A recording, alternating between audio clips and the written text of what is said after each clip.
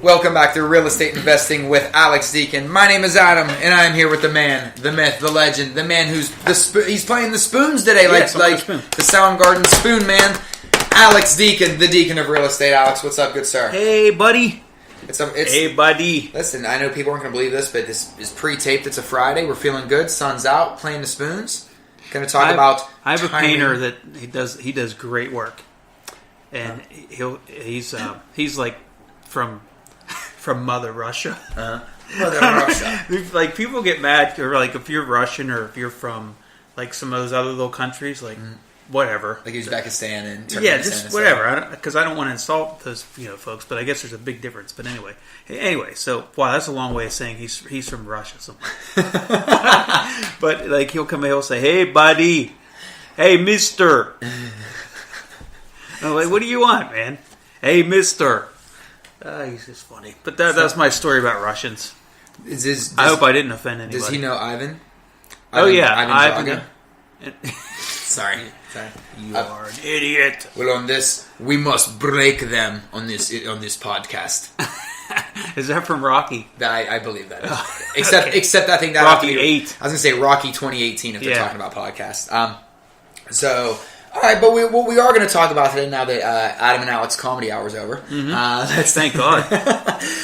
What we're going to talk about is, and I'm using double quotations here, timing the market. Yes, timing the market. The market. Got it. That's what we're going to talk about today. Timing the market. All right, good sir. So let's discuss. What time is it? What time? It's clobbering time. It is 11:57. It's 11:57. So we're going to time the market for about 20 minutes or so. Sounds good. Yeah. Well, I was just reading through a blog on a forum, and this girl was talking about history of the market when it crashed in, was it 2007? The goal of the report was to look at economic recovery since the Great Recession of 2007. So, yeah, what's the question I get posed to me all the time is, what if the market crashes, Alex? Then what do I do? You do what everybody else does, and you suffer and get through it. But you can minimize your damage if the market's going to crash. So this is what I do, and I've talked about this many times. But every time I buy a property, I categorize it A, B, C, and D. A is everything goes right and even better than expected. B is I make a profit, it goes well. C is, I'm breaking even, learned a lesson. I'll hold on to this property. Eventually, appreciation will get me out of this and I'll make money. And D is, holy cow, the market crashed and I have to hold it and rent it out and maybe lose money each month, but I can suck it up, buttercup, and make it till the next, boom. Okay? So, if I can live with D, then I'm doing the deal. That's how you should look at every deal. So think about it if the market does crash. Now, the one caveat to that is, about 6 years ago, I didn't know what caveat meant. Really? I'll never forget this. I asked my sister, because she used it in a sentence. I'm like, what is caveat? You're like, I don't need caveat. I was like 44 years old before I knew what caveat meant. And I still can't spell it. I think it's CAVAUT or something. Anyway, that's why we have the spell check on our computers. There's a little blurb about caveat. Not caviar, caveat. Here. Okay. I don't like caviar either. That's like eggs, right? It's like fish eggs, right? I don't even eat fish. I don't eat anything that way. Yeah, forget that. Nope. Anyway, we're what? Right now we're talking about can you live you went with the caveat to caviar. We went caviar because the caveat is if you lose money during a bubble, you ain't eating caviar anymore. Yes. That's how we bring Yes, you are. You're eating beanies and weenies. Yeah. Okay, so we're at option D. So I look at every option or every deal with A, B, C, and D in mind. If I can live with D, I'm doing the deal. Now, here's the caveat to that. If you buy 10 Ds in a row, that's not good, right? So you have to be careful that you don't put yourself in too many D situations. But the question that's also posed to me a lot is, and I said, what happens if the market crashes? I said, if it crashes, if you do your homework and you leave yourself some wiggle room and you have enough of a safety net, you're going to get through it. But let's say the market really crashes. So 2007 was a crash, but it probably wasn't like the Great Depression where it just everything went to hell in a handbasket. Right. If that happens, who cares? Everybody's going to be in the soup line, and you're going to be right. We're all going to be in the same boat. So I look at it that way. If that ever happens, so be it. At least I gave it a shot. But I'm still going to try to capitalize on my knowledge and capitalize on knowing how to minimize getting through a down market. So I just don't buy. I might buy one risky property, semi-risky property out of 10, but I'd never buy 10 risky properties. Where D is such a bad scenario where it would just literally 2 or 3 Ds would bankrupt me. I would never get myself in that. I just don't roll like that. Right. Some people do, but most of the time, the successful long-term businessmen, in my opinion, from my limited knowledge, is just businesses, globally and such, is they play it. They are ambitious and they are risk takers, but they also know what the downside is. Okay. It's not always like all in every time. Yeah, you have to know that there is. Those are the stories you hear because they're so Hollywood and glamorous. Like, yeah, he went all in. He just put his kids on the line and whatever, and his house and everything. Those are the Hollywood stories you hear. You don't hear the boring ones because that's 99% of them. It's the commercials that you always see, but when you look at the fine print, it says these results are not normal. That's but that's what they portray. So timing the market, I don't know what indicators to look for. Okay. I mean, I can tell you what I'm looking at right now is just because I really know the Pittsburgh market, and I'm telling you, when I say I really know it, I probably know it better than most people, but I don't know it like backwards and frontwards. But what I'm getting at is, it seems to me like there's maybe a slight housing bubble. It might be nationwide too, But I'm just seeing it in Pittsburgh. You have a lot of investors coming here from out of state. It's affordable here. We got guys coming in from New Jersey, from Boston, from Japan, from China, from Australia, from Israel, from San Francisco. These are, I guess, all places that are super expensive, right? So, like $1 million home in Boston is maybe $100,000 here or something. So I got a lot of influx of people coming here and buying investment real estate, and you have the things going on with technology, like Uber's here, and Google has some presence here, and we're in the top 20. We're on the 20 areas in the country that might be the next Amazon headquarters. So, all that is that tech thing that's out there, the sizzle that's kind of out in cyberspace, and along with the affordability of real estate here, it's bringing a lot of people here, and it's overinflating prices, at least as far as the investments are concerned. Now, let me ask this question. And this, I don't know, this might be a dumb question. This might be the question of the day. So I'm really kind of taking a chance here. How much should you believe, when people say there's a bubble coming, or there's a crash coming, or this or that? How much should you really believe the hype? But let me back up then. Yes. There's always a bubble, and there's always a crash coming. Okay. There's always a boom coming. It's always coming. Something's happening right now. I think we're heading into a bust because I don't know how much increase in prices we can sustain, and I think it's probably happening nationwide again. Okay, so it's a never-ending pendulum, man. It's always going to be that way, and it's going to go it was hard to get in 2007 when we crashed. 2008 until 2016 or 17, it was impossible to get a loan.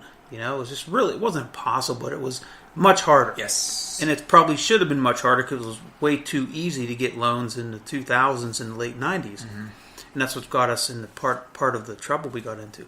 And now I'm seeing the loan requirements loosen. So now it's becoming easier to get money again. Good. And then what's going to happen is there's going to be some sort of crash, and then it's going to be hard to get money again. Right. So it's a pendulum. So I think one way to time the market is to always be in the market. You kind of, like I said, you put these all in different scenarios, A, B, C, D. You have your downside mapped out. You can get through a down market, but you're always in it. Like the investors that just dip their toes in, or they just want to be in when it's a good market. Those aren't savvy investors. Okay. The savvy investors are in the market when it's down. They're heavily in the market when it's down. Okay. And those are the ones that, you set yourself up. You got money. You have availability to capital, and you can pounce on those deals because you're getting them at half of what they were selling for last year, and in 5 years they're going to be selling for more than what they were selling for 5 years ago. Okay. So that's when real savvy investors are. I think they're just always in the market.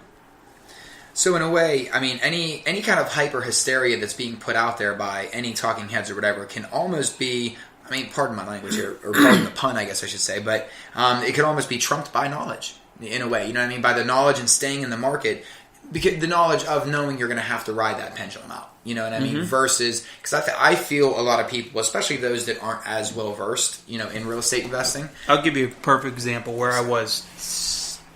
Let me see, like 15 years ago, maybe a little less than that. But I was young. I was 30. When I was 30 to 37, I bought a whole bunch of real estate because you could get loans like real easy, super easy. And I got myself into trouble. So in 2007, when it crashed, my real estate career sales had, my income had dropped, and my investment portfolio was losing at the time $4,000 a month, right? Because I had bought all this property the wrong way. Mm-hmm. I didn't do my homework. I wasn't mature enough. I didn't know what I was doing. I just had the ability to buy, and I thought, well, this is what you do. You just buy real estate, and you get a big car, and you have lots of money, and that's not how it works. So I got myself into some trouble. I never had to miss a mortgage payment, never had to go bankrupt, nothing like that. But I cost myself 10 years of prosperity because of my stupidness. Right? So my point is, I was in the same boat as what I'm preaching now is what I wouldn't have preached 10 or 15 years ago, just because of my wisdom and what I've been doing it for, and I've been there and I've done that. And you've got to live through the experience of having a I wouldn't change it for anything, because now that made me who I am today. And now you have to fail in order to improve. You can't just be winning all the time, because it doesn't mold. You don't get molded into something that's worth molding. To be honest, you got to get knocked down to build character. Because it's how we bounce back. It's not about how. What's always, it's like it's always said, how hard you work when nobody's looking. That's always a thing that I go by. So what else with timing the market? What else timing the market. Timing the market.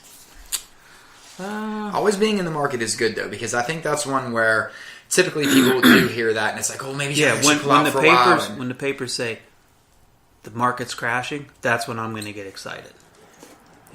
That's when I'll get excited.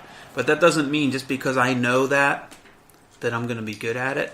Because a lot of people know that. You get in while the market's down, buy low, sell high. Right? It's pretty freaking obvious, right? It's not rocket science. But there's a lot to know and what not to know. And you have to position yourself to be able to make a move when the market's down. And knowing, again, it's never get rich quick. Mm-hmm. I mean, the market's down. It's going to be down for a while, and you're going to probably be trudging through it for a while. But in 10 years, you'll be happy you did it. It's a marathon, not a sprint. Yeah, no doubt. Yep, marathon, not a sprint. Iron Man. It's Iron Man. Down here in Steel City, it's all about that iron. Yeah. So let me read through this blog here and see if there's anything else I wanted to chat about. So the one thing that we will say, like I said, that I'm taking out of this, guys, is don't always buy into the hysteria that you hear out there. Don't panic, especially if you have the knowledge, if you have the base behind you. And a good team, I would imagine, probably helps out during times like that. Alex? Oh, a good team is imperative. Always, right. Yeah, if you don't have a good team, you could have I use football analogies, right? You could have the best quarterback. Like, how about Dan Marino, right? Probably one of the best of all, top 10 of all time. Absolutely. I think he got to one Super Bowl and he lost. Yep. So, and he had a great coach. I mean, he had, who was Don Shula. Don Shula, one of the best of all time. Mm-hmm. So they just didn't have a good team. Yep. They didn't have whatever it took. Defense, great offense. And then you have someone like, that's probably not the best example, but Tom Brady's phenomenal, right? But to do what his team has done for 17 years or whatever, 18 years, it has to do with that coach and the team. In the system, yeah. The system. Like you always say, everybody stays in their own lane, everybody knows their roles, and everybody kind of, So do your job. That's what Belichick says. Yep. Just do your job and we'll win. So I'm just looking at this chart here about 5-year home appreciation from 2012 to 2017. Man, it looks like holy crap! Like California up 57%. Wow. How can you sustain that? Well, you remember because it crashed, right? So it was probably so let's say a house was worth $500,000 in 2006, and then in 2008 it was worth $250,000. Right. So maybe it's back up to where it was, but to go up 57% is insane. Nevada up 66%. Pennsylvania is up 13%, and I think Pittsburgh. That's a lot. 13% is a lot. That's 5-year home price appreciation. I even think it's higher than that, to be honest with you. Because Pittsburgh I think they're lumping all the areas of PA. I think Pittsburgh is probably higher than 13%. Because that's over 5 years. And I think on average, Pittsburgh has always been around, and when I say Pittsburgh, I'm talking like all of Allegheny County, which is pretty large. A large different communities and boroughs. On average, they've gone up about 3% a year, and that's about right. 3% times 5 is 15%. It says here it's gone up 13%, but that's one of the lowest ones.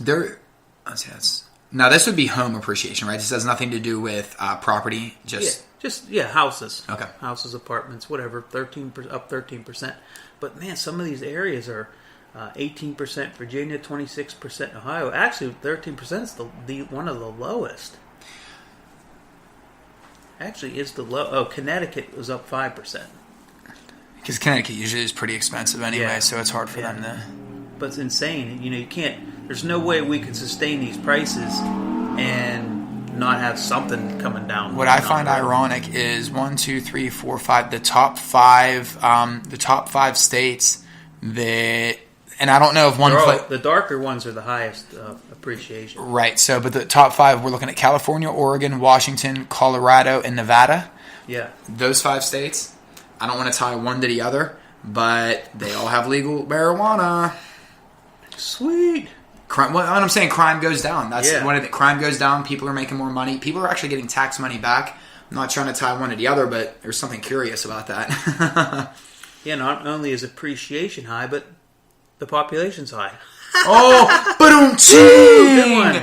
Yes. Bada bing. Ladies and gentlemen, that's called a setup, delivery, and the home run. That was sweet. So I think we covered timing the market. We got timing the market down. Hopefully we got people laughing today too. Yeah, hopefully. Or they're crying in agony. Yeah, right. Because these jokes are not funny. If you're in Connecticut right now, you're screaming because there's no appreciation. And if you're out west right now where appreciation's through the roof, you guys are dancing around. Yeah. And it's probably not the cookies. So it looks like the highest one is Nevada, surprisingly. But I think Nevada crashed intensely, during the... Because... Like back in the early 2000s, I'm just going by memory because I don't know much about other markets other than ours. But Nevada was really super affordable, and then it just skyrocketed, and then the market crashed and it just dumped. Because I talked to a kid who actually was from Las Vegas, and he did a lot of real estate deals. I met him like 3 days ago, and he was telling me some of the horror stories. Oh, really? Okay. And that's why I think it dumped so bad it had nothing to do but go up. Mm-hmm. So that's when... That's why the Raiders are trying to go there. Maybe, right? That's what my Raiders are going to end up with. So that's why if you're an astute investor and you have the capital and the knowledge, you were buying real estate like crazy in Nevada back in 2008, 2009. Because now you're making a killing. And this is 5 years over. Does it say when? So this would probably be maybe 2012 to 2017? Because this is... Or is this current up to 2018? It was 2012 to 2017. Okay, good deal. So that way we gave you a little time frame there for the statistics we're giving you. We're chock full of information today. Yeah, we are good. Look at that. We are good. Look at that. All right, my friend. Anything else we want to talk about when it comes to timing the market, height, knowledge, staying in the market, knowing that you're going to have these ups and downs. It's a roller coaster. It's not, it's not always going to be up. Let me ask this question. If it's always up and you're always winning and you're never really taking any losses, are you doing it the right way? Ask me that again. Like if you're always, you're almost, you count out every deal winning. It doesn't seem like you're taking any losses anywhere, and and this goes on for maybe a couple years, and you feel like, hey, I'm just doing it right. Are you maybe doing it right, or is there, because you can get overconfident. Yeah, there you go. Yeah, you can definitely get hurt that way. You got to be humble. You have to be non-emotional. You have to be cool, man. You ever, again, we'll go back to Tom Brady. You ever see him just get super excited? Yeah, it's rare. It's very rare. Man, dude, he throws 7 touchdowns because I'm cool. Yeah. I know what I'm doing. And I know tomorrow I might get 3 interceptions, but that's all right. I'm going to win in the end. So you got to be cool, calm, collected, know what you're doing, know the market, be non-emotional because this is a business. And, you got to take some risk and then know at the end of the day you gave it 100%. If it happens, it happens. If it doesn't, it doesn't. Yep. There we go. Amen.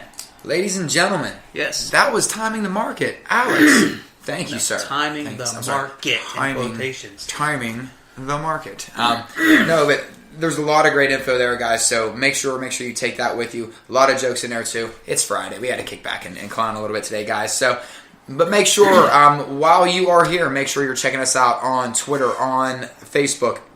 We're all over social media.